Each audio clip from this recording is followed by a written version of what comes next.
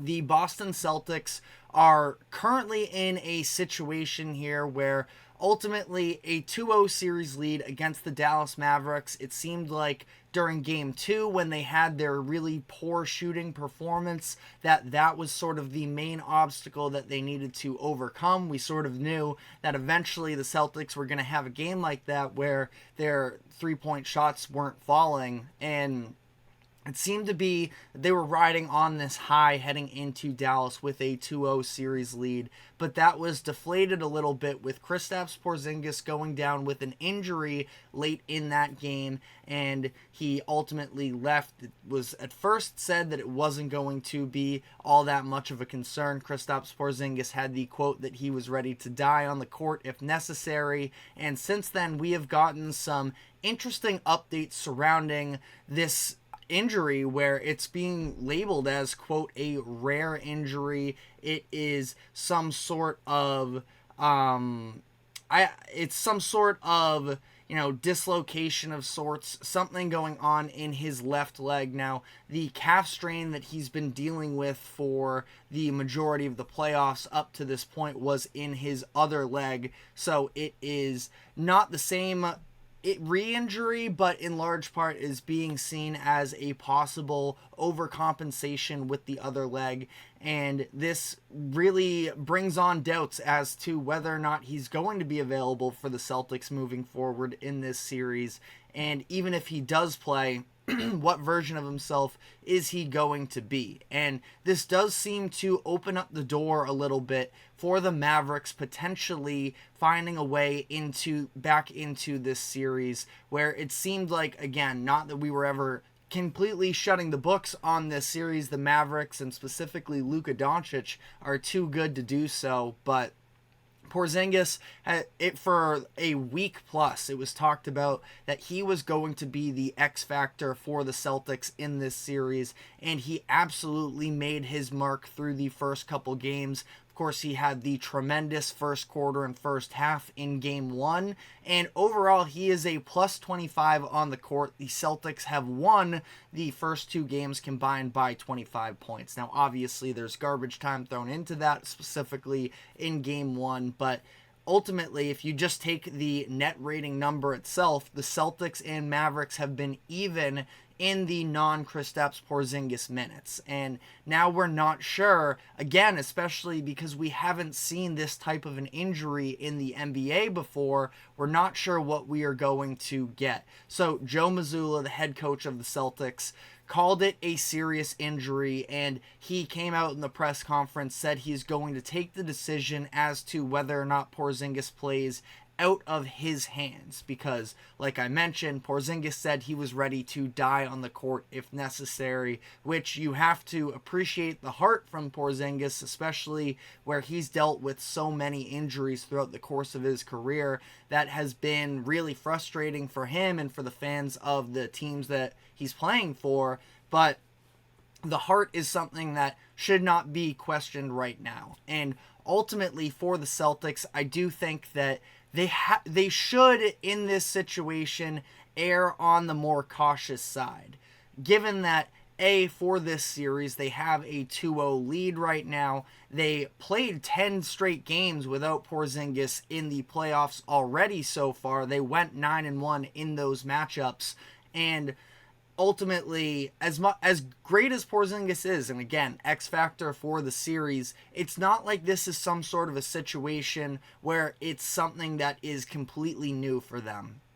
At the end of the day, for as great as Porzingis is, the Celtics have understood that they have to play without Porzingis, and, going back to the regular season where he wasn't playing on back-to-backs and they were very cautious with him. Ultimately, he played 57 games, and it's not like he had too many serious injuries that kept him out for really long spurts of time. I believe there was one at some point in there, but they have been cautious with him all year, meaning they have a lot of experience here playing without him. Now, obviously, they would prefer him to be on the court, but for at least a game here, headed into Game 3, I think that they should err on the side of caution. Now, how does that impact the series itself? Well, For starters, the defense when Kristaps Porzingis has been on the court has been absolutely tremendous for the Celtics. We've seen Luka try and go at him a number of times on these switches,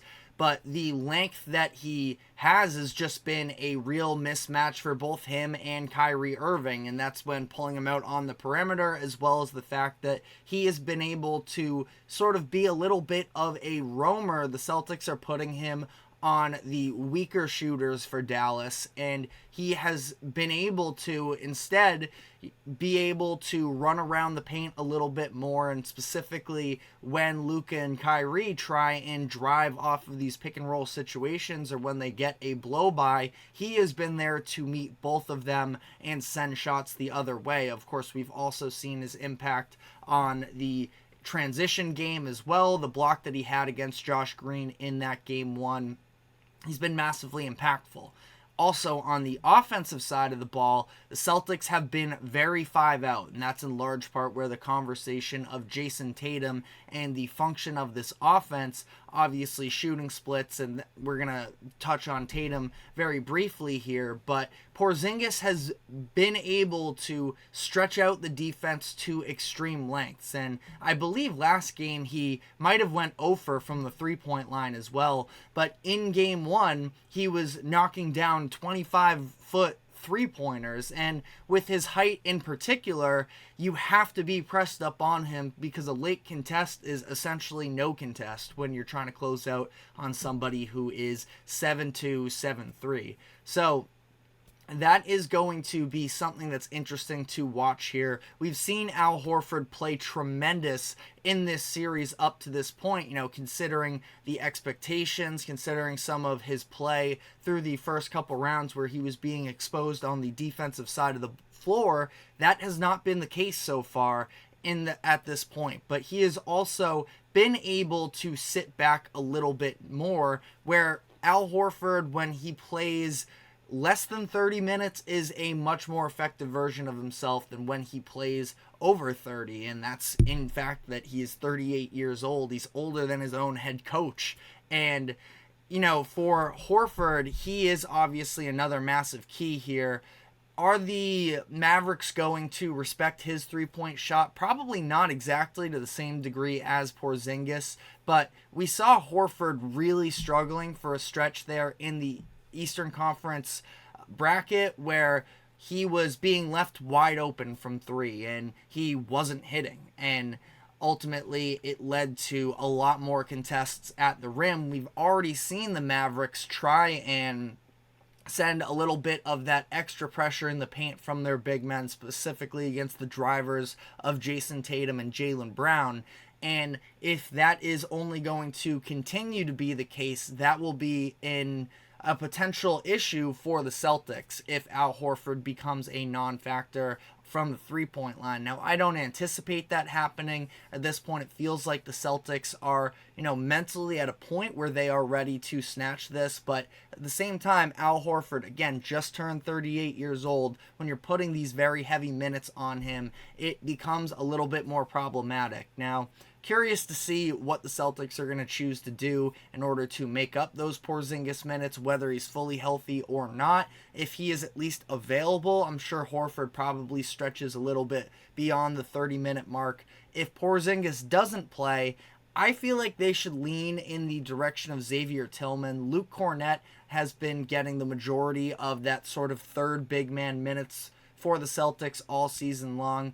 I just see him getting absolutely torched in the pick and roll by Luka and Kyrie if he has to play any sort of significant minutes. I just don't think you can run him out there when, you have those pick and roll threats, and especially you don't want to let Derek Lively, especially, who has been pretty much a non-factor in this series, really start to feel himself a little bit more. But the last point I'll make here is this means that Jason Tatum has one less star caliber player around him. Maybe you don't consider Porzingis a full star. He's a great player, though, regardless. And again, the fact that he's been coming off of the bench and playing about 20 minutes per game is definitely in favor of the Celtics in terms of adjusting to not having this type of a player. But he has still been an extremely effective offensive player, has helped sort of keep them out of big time scoring droughts because of his ability to just rise up over defenders along the mid-range and perimeter. And not that he has been going into the paint all too much, but that is at least an option.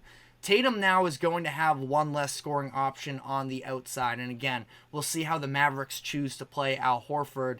But this is where Tatum is going to need to actually step up from a scoring perspective. Because I believe he's played better than a lot of people are giving him credit for, at least in terms of being the hub of the offense and helping to generate good looks for the Celtics on the games as a whole. But you can't get away with having your best player shoot 32% from the field, 29% from three, and expect to be a juggernaut, which is what the Celtics have been so far in this postseason and on the regular season as a whole. Tatum needs to step up from a scoring perspective. He needs to actually, go at these defenders as opposed to these sort of trying to make these finesse moves at the rim and end up putting up these weak layups. The finishing's got to be better.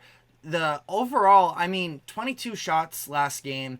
I would say that ultimately, there weren't too many bad takes, but some of them on the perimeter, some of the, especially late in the game when he's doing this thing that we've seen time and time again of waiting far too long during the shot clock to make a move, force himself into a tough shot. He's got to be more decisive, got to be more aggressive when he is looking to score. Ultimately, I think that his approach is something that the Celtics can continue to live off of, but they're going to need better efficiency from him in this game if they're going to win. Now, Vegas thinks that this is the Mavericks game to take, and they thought that even before Kristaps Porzingis was questionable with this injury, where the line ultimately opened up at the Mavericks favored by 1.5 points. Now that has even shifted another point in the direction of the Mavericks. So they are now 2.5 point favorites. We are going to be discussing whether or not that should be the case, whether or not this is a must-win game for the Mavericks, and previewing tonight's matchup. But before we do so, we're going to be taking a quick break. Don't go anywhere. We will be right back.